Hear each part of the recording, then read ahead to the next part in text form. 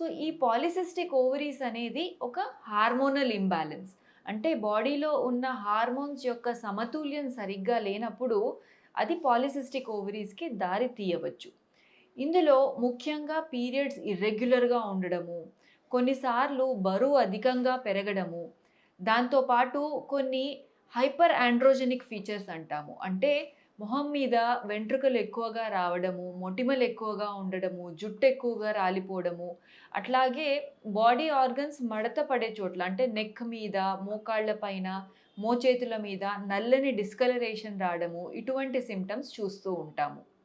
దీనికి ముఖ్యంగా బాడీలో ఉన్న హార్మోన్ లెవెల్స్ ప్రాబ్లమ్ అవ్వడమే దీనికి దారి తీస్తుంది.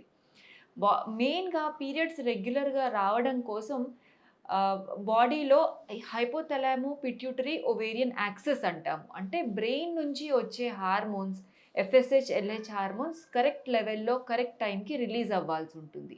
ఈ హార్మోన్స్‌లో ఏదైనా ప్రాబ్లమ్ వస్తే అప్పుడు ఎగ్ రిలీజ్ కూడా కరెక్ట్‌గా టైంకవ్వదు.